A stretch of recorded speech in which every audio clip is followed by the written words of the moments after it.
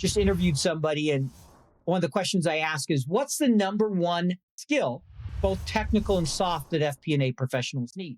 And on the soft skills, he said collaboration. Above communication, above business partnering, he listed that as the number one skill. So, hi, everyone, and welcome to another episode of CFI's podcast, Careers in Finance. Today, I'm joined by Paul Barnhurst, the FP&A Guy, and I'm so excited to talk to you today, Paul. Welcome. Thank you. I'm thrilled to be here with you, Mian, and really excited to talk to your audience. Should be a lot of fun. I've had only one other person so far to date in our podcast so far that has had she started her career in FP&A and has been doing it pretty much her entire career. So that's been a solid 12 years now. And you're the second one to have on here. And I know it's becoming a more and more popular field to go into. And I think that FP&A role has really evolved over the years from initially being a function of just kind of being a support of forecasting and budgeting to something that is much more strategic for a business. And so as time goes on, I think a lot of particularly business students are getting really interested in the field. I remember when I graduated, I think you would say, like, who wants to be in investment banking? Yes. Who wants to go into like sales and trading, private equity? Who can name some other options? Silence. But now people are really into FP&A. It's clearly an analytical role. It's a strategic role. It leads to a lot of different career paths. And so I would love to understand from you, where did you get started? Where did you get your interest in finance? I always ask this to everyone, but is it something that you went to school for, or did you get an interest in naturally as you went through university? Tell us the story, Paul. All right. Would love to. I'll give you that story. So for me, I've always had an interest in numbers. I loved numbers as a kid. In fact, and it was around sports where I loved numbers. I would tear open the newspaper and read the sports section and read the box scores, like how many points people averaged, all those totally nerdy things. And then, as a kid, I always thought I was going to be a lawyer. Quickly realized law is about more than just arguing. So probably not what I wanted to be. But I liked to argue as a kid. What can I say? So as a little kid, I thought, that would be cool. I like arguing. And then as things went on, I got into high school, took a couple entrepreneurship classes, fell in love with that. And I did my undergrad in entrepreneurship. At that point, I didn't even know what FP&A was. And I ended up starting my career in procurement, surprisingly enough, for the government. I was a contract specialist, did that for 4 years, realized writing government contracts was not the right career for me, went back to grad school, and wasn't planning on majoring in finance in my MBA, but I loved my finance class and ended up deciding to get a finance specialization. Again, still didn't know what FP&A was. I looked at some investment banking roles, wanting to do something like that, but it was 2008. That wasn't happening, nor did I want to work all night. So, yeah, not a great time for anyone to be looking for a career in investment banking. Exactly, and especially not if you're not willing to work all night. But I looked at a few little small things. I ended up going to work for American Express it was called finance analyst, but it was more of a business role. I did a lot of SQL, report writing. I managed a forecast that was used by the FP&A team and was looking to get promoted. An opportunity came up on the FP&A team. And I'm like, okay, I know the manager. I'm supporting them with certain things. I'll apply for this role. And they selected me. And that's how it started in FP&A. It was really, oh, you mean you're going to pay me more? I want to get promoted. Okay, let's figure out what I'll take it. And I spent 12 years in FP&A working at several different companies. And then I started my own business about 2.5 years ago. And so that's kind of how I got into FP&A. More than anything, it was just, promotion. And with FP&A, how has it been? How have you seen the industry kind of evolve over time and the role that you had started? Like at FP&A, I guess it changes from company to company. It's kind of a less standardized titles than there are in banking. But what an FP&A analyst would have done 10 years ago, do you think is very different from where they would start today? Do you think that the skill sets required are different? They're definitely evolving. I think, for many years, good FP&A in organizations was always needing to be analytical and strategic and coordinate with the business. But those needs are becoming more and more greater, the ability to analyze lots of data. I think if you go back more like, 20 years ago, and I'd say even beginning of my career, I like to refer to it as FP&R, financial planning and reporting. The analytics side was very weak. Lots of planning, lots of reporting. There's still lots of planning today, but the analytics side is becoming more and more important. The commercial side. What what CEOs, CFOs, the business is looking for is a commercially focused strategic partner from FP&A. Somebody that can help them make better, faster decisions. And so the role, you're seeing more and more FP&A people become CFOs and CFOs become CEOs. The data is clear that that's becoming more of a trend where it used to be almost, most CFOs came from accounting and a controller role, which is great. Nothing wrong with that. Very common. But you're seeing much more of the FP&A because in many ways, when you're supporting the business, you're out in a business unit, you're serving as a mini CFO in a lot of ways. If FP&A is being used right, you're really helping ensure the business makes good decisions by analyzing the data, by being strategic, by being a critical thinker. So I think that's the biggest change we're seeing is more and more companies are really seeing that need and continuing to ask FP&A to do more on the strategic, commercial, analytical front than maybe they did 15, 20 years ago.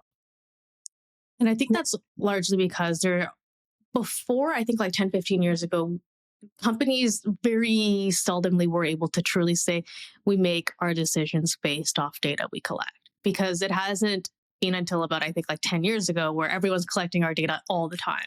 It takes a while to establish that architecture of data and before you could actually make it into something useful. A phrase that I hear so often with FP&A that I think is still a little bit abstract to some of our listeners and people that are interested in the career path is what does it necessarily mean to be a strategic business partner in FP&A? Like an example I'll give is I learned through my conversation with a friend of mine that works in FP&A at a large department store like a Neiman's. One of the interesting parts is that for a department store, marketing is one of our largest expenses that we have. Whether it is, direct in your face, ads that you'll see on television, on a billboard, or like more on your tailored Instagram algorithm. And she said, we partner with marketing a lot to figure out how it's hard to kind of quantify when someone says like, oh, this led to like X number of sales, like this led to all these conversions of non-buying customers that would browse online to ones that would make a purchase.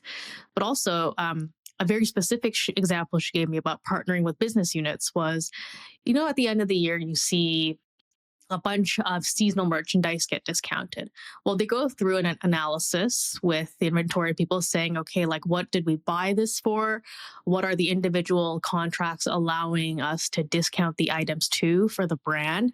What does it cost us to send it back to the manufacturer? And how is it better and more cost efficient to discount it further if we're allowed to? Or is it even another idea to actually transfer some of this merchandise to a regional leading selling store? So that was the most kind of specific and tangible example that I have of how FP&A partners with the business unit.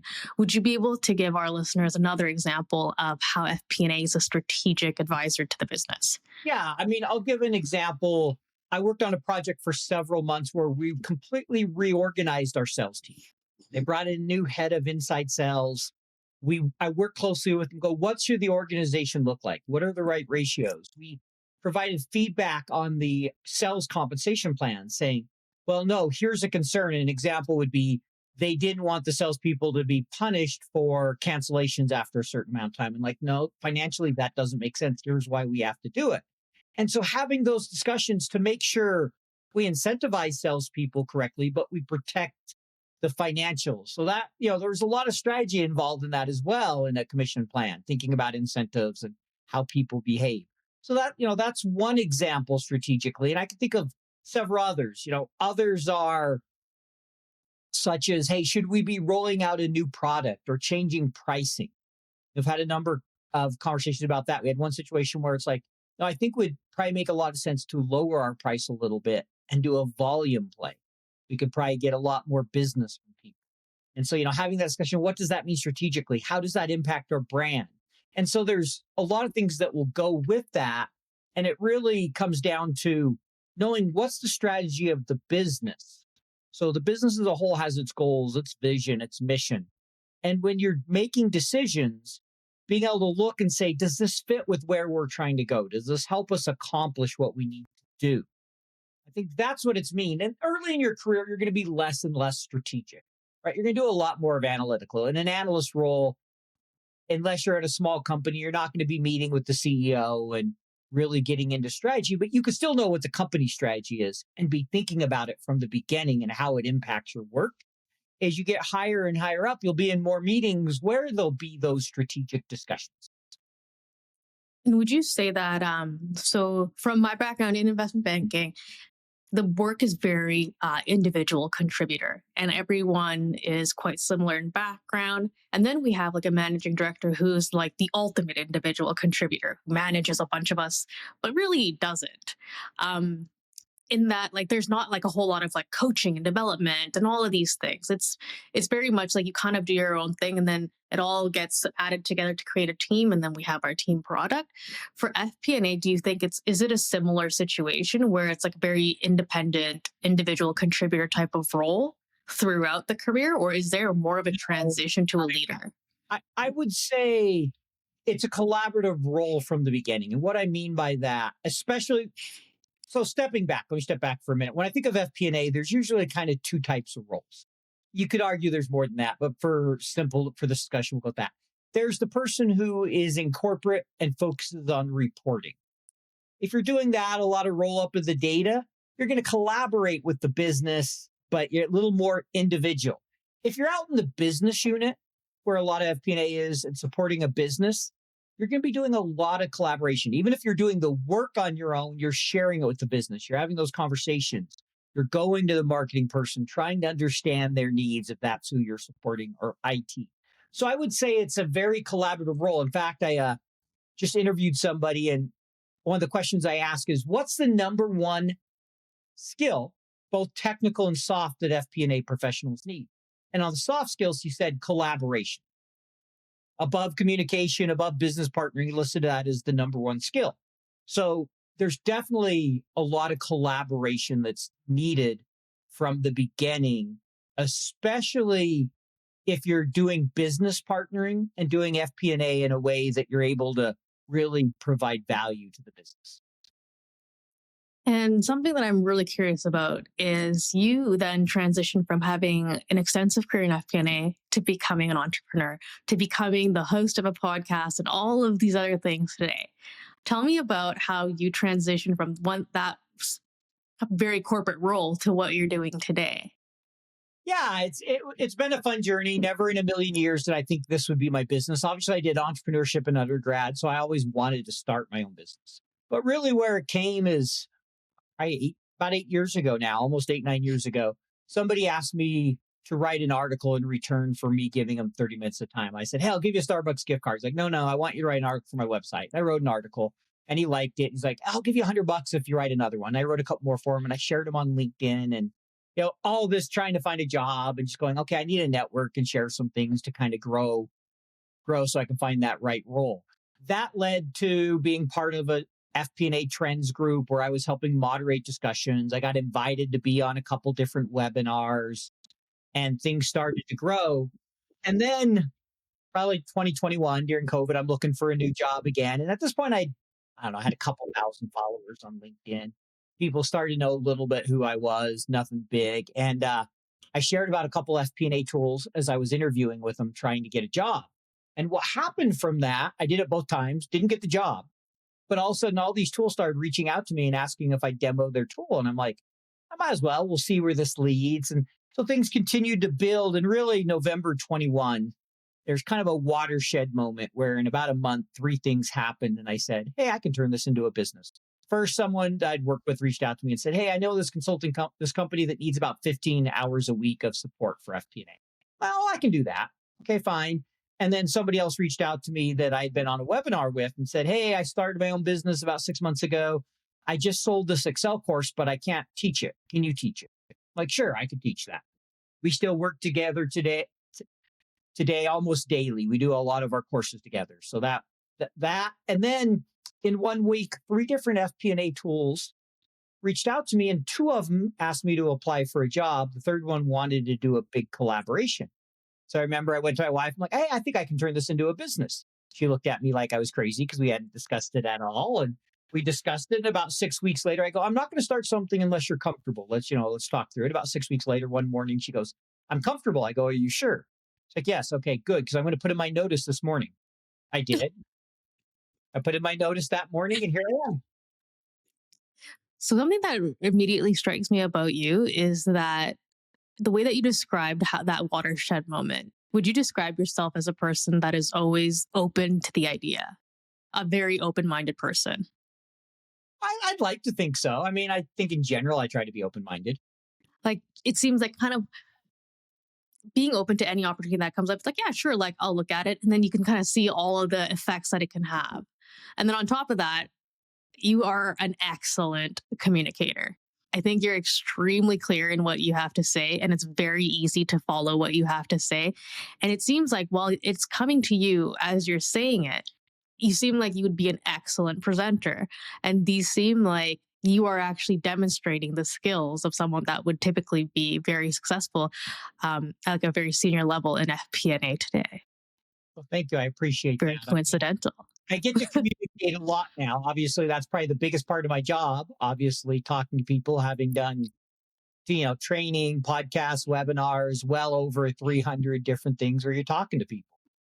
So Because I you, feel like from my discussions about FP&A I've had so far, there is a lot of presentations, and it's not different from really any other aspect of like front office finance jobs where you have to be able to take like disparate information, different data sets, be able to analyze it, distill it. And then the final moment is can you actually explain in cogent format what your insights are? And so that seems to be, as you've said, that plus like collaboration seems to be such important skills that people look for in FP&A today. for sure, you have to be able to present, and anyone can learn to present. It's about putting in the time. I've shared this example probably 100 times. I still remember I spent 6 months on an analysis I'd done for a new commission plan. I aligned it with the sales lead, the account exec, my boss, the CFO, general manager, and we're going into the global CFO to get his approval. And we start presenting, get about 10 minutes in, 5, 10 minutes in. He's like, this is a terrible idea. Why would we do this? And I'm just dumbfounded because everybody's signed off. And I remember he calls in the general manager to the meeting. They talk for, I don't know, 5, 10 minutes. And he ends up signing off on it. And I asked my boss what happened. And he goes, your analysis was brilliant. Your presentation lacked. Like basically, you forgot to think about his view, the audience, and put in the time to the presentation. You just thought he'd rubber stamp it. And that was the reminder to me that so many times we do great analysis, but it dies. It's never initiated because we don't think about the audience, don't think how we're going to influence them, and really spend the time on the presentation and the communication. And the only way we can get good at that is by practicing. Like if you go back and listen to the first podcast I ever did, I was terrible. It was horrible when I interviewed the guest. Sometimes I still think I am, but I'm definitely a lot better than the first one. And that's why I tell people anything. Odds are you're going to stink the first time you do it, but you have to get out there and do it.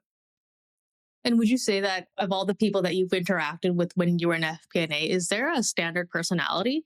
For example, I think generally with like lawyers, I find, like, of course, like a successful lawyer is going to be very, like adversarial, a bit confrontational. A typical kind of industry group, M&A investment banker, they have a very strong kind of like type A personality. Is there a general personality type that you would say from all your years in FP&A that's typically successful? The few things that you tend to see, I'll say there's a couple things. One, being analytical. You're analytical, data focused. You really value that. So I think that's one thing you see a lot of. In general, finance people tend to be risk adverse, especially corporate finance, maybe a little less so than investment banking. You don't necessarily see type A personalities a lot. I mean, you definitely see them, but I don't feel like, hey, that's the dominant in FP&A. But I would say they tend to be very analytical, very curious to be successful in FP&A. I'd say those are probably two things you see a lot of. And I'd say most FP&A professionals tend to be risk adverse by nature. And something that I have been having, I have admittedly not been a great adopter of ChatGPT. It's like a next generation thing, but I'm trying to take advantage of this tool and learn how to use it because it's basically becoming a skill. Just as I had Excel skills and Bloomberg skills when I was in banking, it Sure. seems like nowadays everyone's interweaving something like ChatGPT in. And I had her finish this sentence for me, but I would love for an actual human with real life experience to finish it for me. For me, I think investor relations is like the mouthpiece of a corporation, of a company. Mhm. What would you say the FP&A team is, a corporate FP&A team? It's a good question. I think the corporate FP&A team is the business partner, or kind of that internal consultant with a finance lens for the business. And what I mean by that is, like I said before, it's all about helping the business make better, faster decisions. That's what FP&A does. And you can only do that if you're able to analyze the data and you're able to communicate and understand the business, understand what the data needs. I'd say two things are a superpower in FP&A. One, understanding the business inside and out. If you don't, it's really hard to be great. And then being able to understand how things strategically, commercially, how it impacts things with your analysis and bringing that perspective. They want people that can caution and guide them. And that's a lot more than one sentence, but there's my take. But you know what's so funny is that it's the exact description of what came back. So I said, if investor relations is the mouthpiece, so the mouth, so to speak, FP&A is the brain. I was like, oh, that's interesting. And like what you've described is exactly kind of what it is if we're I talking know about it's the human body. brain. I'm just kidding. I'll start calling It's myself the brain guy. Let's the do it. brain guy, the brain FP&A guy. Doesn't quite have the same ring to it. I think. The FP&A guy has a better ring than the brain guy because the brain guy is like, you could be a neurosurgeon. Very, very, very true. People would probably be like, does he have any humility? And the answer would be no. So today, I would love for you to be able to, because you've had a very diverse career, but also from meeting you, I think it's very clear that you were meant to be an entrepreneur. You have that spirit in you. And if you could give our audience, or if you could give yourself like 10 years ago today, a piece of advice, something anecdotal, what would it be? Yeah, if I could go back and give myself, especially around career advice, is network. And what I mean by network is don't go out and just try to get names and get a big list of people, but share yourself, share who you are, share the work you're doing, and let others share with you and learn. Networking is really about exchanging information and learning from others. And what I mean by that is most people don't know this, but I've never got a job in my career from my network. Tells you how bad of a networker I am. Right? Most people get a job from knowing somebody. Every job I've had, I applied for without knowing the hiring manager. I've only ever gotten jobs from people that I know, ever, including my very first internship. And that's probably why it took me a year out of undergrad to find a job. It took me 6 months out of grad school to get a job. I was not good at the networking side. Since I've started building my own brand and network, I can't tell. I've got multiple job offers. I got one to be a CFO from somebody. I'm like, I'm not ready to be a CFO. So lots of different things. There's a company I had applied for a job for a few years before I started my business. I had now started my business. I got to know the CEO. I mentioned, hey, I might look to go back into corporate.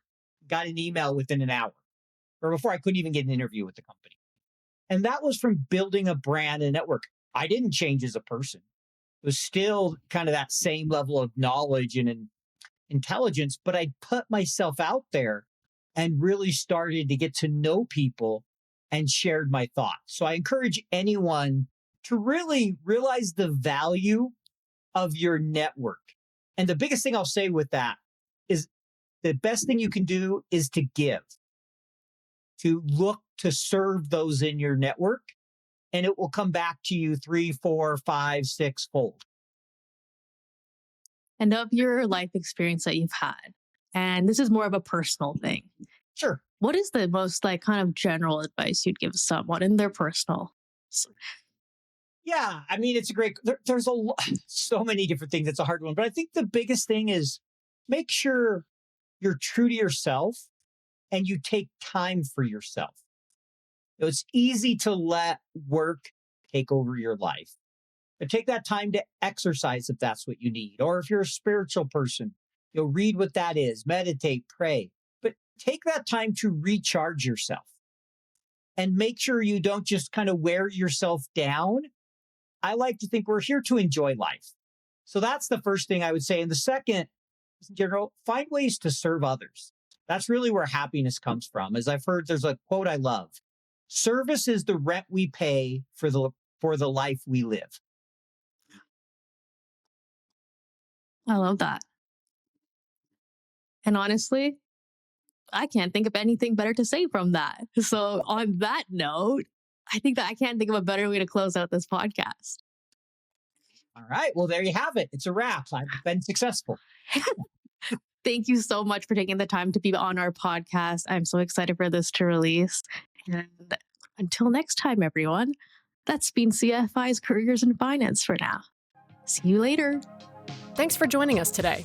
We hope you enjoyed the conversation. FinPod is brought to you by Corporate Finance Institute, the #1 rated online provider of finance and banking training, certifications, and productivity tools.